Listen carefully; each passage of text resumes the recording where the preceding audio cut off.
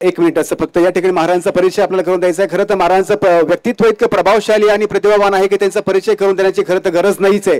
परंतु एक नियम असतो, प्रथा असतो आणि त्या विश्वस्त मंडळावरती जबाबदारी आहे.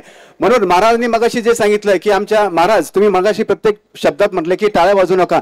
संपूर्ण माता भगिनी आमचे बांधव तुमच्या प्रत्येक उदाहरणावरती टाळ्या वाजते त्यांची खूप इच्छा होती, परंतु तुम्ही तो शब्द वापरल्यामुळे आमच्या माता भगिनी शांत बसल्या. तर जोरदार टाळ्या आमच्या महाराजांसाठी एकदा वाजल्या गेल्या पाहिजे. पूर्ण जोरदार टाळ्या. महाराज या टाळ्या आहेत तुमच्या. आणि हे साधं व्यक्तित्व नाहीये. महाराजांनी पुन्हा पुन्हा उल्लेख केला की ज्यांच्यामुळे वारकरी संप्रदाय गेल्या 700 वर्षांपासून 450 वर्षांपासून सुरक्षित राहिला, ज्यांनी परस्त्री ही माते समान असते आणि परस्त्री ही आपल्या देवाऱ्यातील मूर्ती असते, देवी असते, अशी शिकवण ज्यांनी दिली आणि ज्यांनी एकाच वेळेस 8 शत्रूंशी लढा दिला, त्याचप्रमाणे ते छत्रपती शिवाजी महाराज आणि शिवाजी महाराजांच्या पश्चिमामध्ये खजिना दुप्पट विस्तार 4 पट करणारे छत्रपती संभाजी महाराज स्वराज्याचे दाखले मालक, या दोघांनी संपूर्ण वारकरी संप्रदाय आणि त्यामुळेच आपला हा वारकरी संप्रदाय आणि आपले देवाऱ्यातले देव आजही आहेत. महाराजांनी तो उल्लेख पुन्हा पुन्हा केला. संत नामदेव महाराज यांच्याविषयी जर आपण माहिती काढाल तर संत नामदेव महाराजांनी संपूर्ण भारतभर संत वाङ्मय प्रसाराचा प्रसार केला. अटके पार झेंडे लावणारे ते पहिले संत होते. सर्वात दीर्घायुषी संपूर्ण संतांमध्ये असणारे संत नामदेव महाराज हे सर्वात दीर्घायुषी नेते संत होते. आजही गुरुग्रंथ साहेबामध्ये त्यांचे 61 अभंग नव्हे, महाराजांनी करेक्शन केलं माझं, अभंग नव्हे तर ते पद आहेत. आजही गुरुग्रंथ साहेबामध्ये 61 पद आज नामदेव महाराजांचे आहेत. आणि असे हे प्रगल्भ व्यक्तित्व आपल्याला आज विश्वस्तांच्या मिळालं, राठी महाराजांच्या मुळे मिळालं, हे आपलं खरं तर भाग्य आहे. सगळ्यात महत्वाची गोष्ट म्हणजे नामदेव महाराज यांचे 17वे वंशज आपल्या समवेत आहेत, निवृत्ती महाराज, आणि त्यांचे 8वे वंशज सुद्धा आहेत. हे फार मोठे भाग्य आपलं, लक्षात घ्या. हे 8वे वंशज बघायचं आपल्याला भाग्य प्राप्त झालं. ही दुर्मिळ विलोभनीय संधी, ही प्रतिभावान संधी ही आपल्याला मिळाली. ती आपल्या संपूर्ण विश्वस्त मंडळातर्फे एकदा दोदा टाळ्या वाजवा. कारण नेहमीच पडद्याच्या मागे राहिले, स्टेजच्या मागे राहिलेत, कधी आमचा नामोल्लेख करू नका असं सातत्याने निवेदकाला सांगत राहिलेत. इतकं मोठे पण कधी आणि कुठे येणार. या ठिकाणी फक्त आपल्या या कार्यक्रमासाठी, सुंदर कार्यक्रमासाठी राठी महाराजांनी उल्लेख केल्याप्रमाणे त्र्यंबकेश्वर संत निवृत्तीनाथ महाराज संस्थानाचे सन्माननीय हरिभक्तपरायण निलेश महाराज गाडवे पाटील यांचं या ठिकाणी आगमन झालंय. मी किशोरजींना, जाचकांना, उपाध्यक्ष आहेत संस्थेत, त्यांना विनंती करतो की त्यांनी त्यांचा यथोचित सत्कार करावा. अतिशय मंगलमय, अतिशय सुंदर हा प्रसंग या ठिकाणी आहे. आणि महाराज जेव्हा मार्गस्थ होतील त्यावेळेस ते लक्षात घेतील की माझा संपूर्ण कार्यक्रम होईपर्यंत एकही भगिनी उठली नाही, एकही बांधव उठला नाही. महाराज तुमच्यासाठी हा खूप अविस्मरणीय क्षण आहे की आजपर्यंत तुम्ही इतके कार्यक्रम केले असतील पण आमची एकही भगिनी, एकही बांधव तुम्ही जोपर्यंत मार्गस्थ झाला नाही तोपर्यंत उठलेलं नाहीये. ही सगळ्यात मोठी बाब आहे आणि हे सगळं यश आमच्या विश्वस्तांचं आहे. पुनश्च एकदा छत्रपती संभाजी महाराज ज्यांनी वारकरी संप्रदाय जपला आणि यापुढे इंग्रजीवरती चाल करून आपण मराठी भाषा, मराठी संस्कृती पुढे जपायची आहे. घाबरायचं काहीच कारण नाही. 800 वर्षांपासून आपल्या देशावरती विविध राजकीय येऊनी आलेत, परंतु मराठी भाषा, मराठी संस्कृती कधीही कमी झालेली नाहीये. ती फक्त आणि फक्त वारकरी संप्रदायामुळे. आजही सगळे शब्द, सगळे उदाहरणं वारकरी संप्रदायाचे मराठीत असतात. म्हणून वारकरी संप्रदाय येणाऱ्या भविष्यामध्ये आपली संस्कृती नक्कीच टिकून ठेवेल. याबद्दल मी सर्वांचे आभार व्यक्त करतो.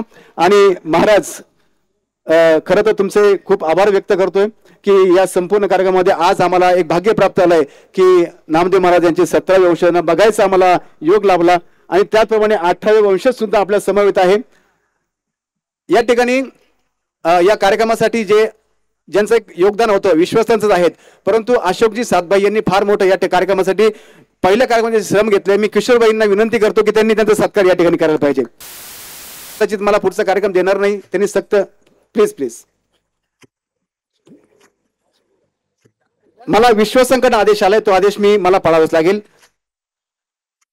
हा कार्यक्रम सुरुवाती जे कीर्तन असतं, जे आमच्या महिलांचं कीर्तन असतं, त्यांचे सगळं नियोजन अशोक सातभाईंनी केलं. आणि मला पाहुणा करू नका असं त्यांनी मला सक्षम सांगितलंय. कदाचित पुढच्या कार्यक्रमात मला संधी राहणार नाही त्यांच्या, पण किशोर भाऊ विश्वस्तांचा आदेश होता. आणि एवढं बोलून मी या ठिकाणी आजचं एक माफ करा, या ठिकाणी निलेश महाराज गाडवे हरिभक्त पारायण यांना विनंती करतो की त्यांनी या ठिकाणी 2 शब्द आपलं प्लीज मनोभाव व्यक्त करावं. महिलांनो शेवटची 2 मिनिटं फक्त. सर्व मंगल्य मांगल्य शिवे सर्वार्थ साधिके शरण्ये त्र्यंबके गौरी नारायणी नमोस्तुते. आई तुळजाभवानी मातेच्या या मंदिराच्या प्राणप्रतिष्ठेच्या निमित्ताने आजच्या या तिसऱ्या दिवशीचं पुष्प अत्यंत उत्साहात व भाविक ज्येष्ठ भक्त यांच्या उपस्थित संपन्न होत आहे. आजची कीर्तन रूपी सेवा ज्यांनी संपन्न केली अशी संतश्रेष्ठ नामदेव महाराज यांचे वंशज निवृत्ती महाराज नामदास आमच्या सर्वांचे प्रेरणास्थान असलेले आणि सर्वच वारकरी संप्रदायाला मार्गदर्शक असलेले, त्यांनी त्यांचे आध्यात्मिक मार्गदर्शन उपस्थित भाविकांना केलं त्याबद्दल मंडळाच्या वतीने त्यांच्या मनापासून आभार मानतो. खर तर ह्या मंदिराच्या रूपाने आणि या प्राणप्रतिष्ठेच्या निमित्ताने नाशिक जिल्ह्याला प्रति तुळजापूरच आपल्या सर्वांना या ठिकाणी लाभणार आहे असं म्हणायला हरकत नाही.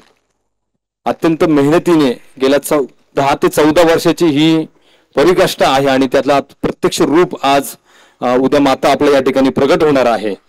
प्राणप्रतिष्ठा होऊन ही खऱ्या अर्थाने आपल्या सर्वांसाठी अभिमानाची बाब आहे, आनंदाची बाब आहे की प्रति तुळजापूर आपल्या नाशिकमध्ये प्रति पंढरपूर आहे विदगावला आणि प्रति तुळजापूर आता जय भवानी या ठिकाणी स्थापन झालेलं आहे असं म्हणायला हरकत नाही.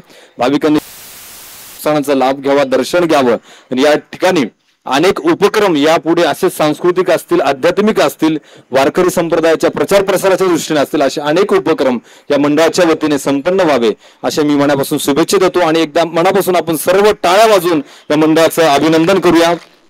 मंडळाचे अध्यक्ष शिवाजी लक्ष्मणराव सहाणे असतील, आमचे सर्वांचे परम मित्र कार्याध्यक्ष किशोर शशिकांत जाचक असतील, सरचिटणीस सुभाष नारायण पाटोळे असतील, उपाध्यक्ष रमेश हरिभाऊ थोरात, त्याचप्रमाणे खजिनदार राजेंद्र तानाजी गायकवाड, उपखजिनदार रवींद्र सुखदेव गायकवाड, कैलासराम राजाराम कदम आणि इतर सर्वच विश्वस्त मंडळ या सर्वांनी खूप चांगल्या पद्धतीने हा कार्यक्रम या ठिकाणी आखलेला आहे. आमच्या संस्थांचे विश्वस्त राठी महाराज यांचं मार्गदर्शन या कार्यक्रमाला लाभलेलं आहे. आपल्या परिसरातील ज्येष्ठ मृदंगवादक रमेश आप्पा असतील आणि सर्वच या सर्वांचं मार्गदर्शन आहे. सर्वांचं मनापासून आभार मानतो. धन्यवाद. सकल ही तीर्थे निवृत्तीचे पायी तेथे बुडी देई माझ्या मना.